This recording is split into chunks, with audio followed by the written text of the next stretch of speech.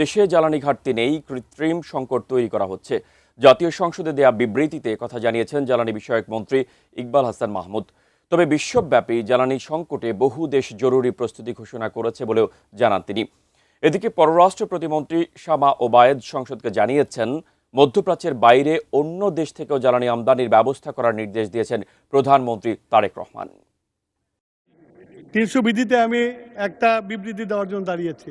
জ্বালানি পরিস্থিতির সঠিক তথ্য জাতীয় সংসদে তুলে ধরতে গত শনিবার বিএনপি দলীয় সংসদ সদস্যদের সভায় জ্বালানি বিষয়ক মন্ত্রীকে নির্দেশ দিয়েছিলেন প্রধানমন্ত্রী তারেক রহমান। সোমবার জাতীয় সংসদে এ বিষয়ে বিস্তারিত জানান মন্ত্রী ইকবাল হাসান মাহমুদ। সরবরাহের অগ্রিম প্রস্তুতি এবং পরিকল্পনার বিষয়টি দেশবাসীর সামনে উপস্থাপন করা জরুরি মনে করেছি। মন্ত্রী জানান, জ্বালানি তেলের জন্য পাম্পগুলোতে দীর্ঘ লাইন সত্যিকারের চিত্র না।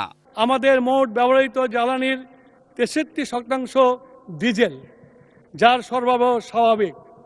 অর্থাৎ মোট ব্যবহৃত জ্বালানির 6.8% হলো অকটেন, আর 6.77% পেট্রোলের জন্য ফিলিং স্টেশনের দীর্ঘ লাইন জ্বালানির ব্যবস্থাপনার সঠিক চিত্র প্রতিফলন করে না। এখানে প্রয়োজনীয় অতিরিক্ত জ্বালানি সংগ্রহের মাধ্যমে মজুদ প্রবণতা থাকায় সংকট কৃত্রিমভাবে তৈরি হয়েছে।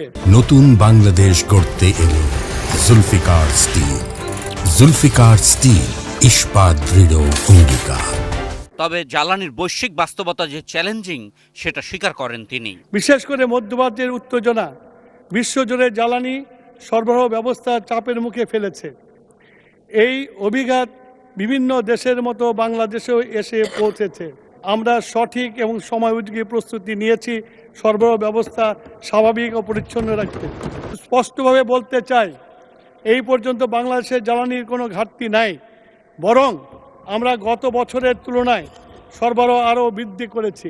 বিশ্ববাজারে জ্বালানি তেলের দাম বেশি থাকলেও সরকারের ভর্তুকি এবং আগাম পরিকল্পনায় কোনো সংকট তৈরি হয়নি বলে দাবি করেন মন্ত্রী। সরকার সম্ভাব্য চাহিদার চেয়েও বেশি প্রস্তুতি নিয়ে রেখেছে, যাতে বাজারে কোনো ধরনের সংকট বা কৃত্রিম চাপ সৃষ্টি না হয়। বিশেষ ক্ষেত্রে প্রতিমান হয়েছে জনমনের মধ্যে প্রয়োজনের চেয়ে অতিরিক্ত ক্রয়ের প্রবণতা বিদ্যমান।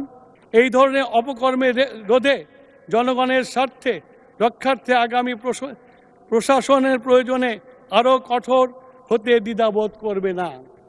এদিকে সংসদে প্রশ্নোত্তর পর্বে পররাষ্ট্র প্রতিমন্ত্রী শামা ওবায়েদ জানান, মধ্যপ্রাচ্যের বাইরের নানান উৎস থেকে জ্বালানি তেল কিনতে যোগাযোগ শুরু হয়েছে। এক্ষেত্রে সাফল্য আসবে বলে সংসদে আশাবাদ জানান তিনি। ইতিমধ্যেই মাননীয় প্রধানমন্ত্রী একাধিকবার আমাদের সাথে বসেছেন। জ্বালানি মন্ত্রণালয়, পররাষ্ট্র মন্ত্রণালয়, বিভিন্ন সংশ্লিষ্ট মন্ত্রণালয়ের সাথে উনি বসেছেন। আমরা মধ্যপ্রাচ্য ছাড়াও যে সকল সোর্স থেকে আমরা জ্বালানি আনতে পারি সেই ব্যাপারে আমরা নিরলস কাজ করে যাচ্ছি এবং ইনশাল্লাহ আমরা সেটাতে সফল হব। আশিকুর রহমান অপু, এটি নিউজ, ঢাকা।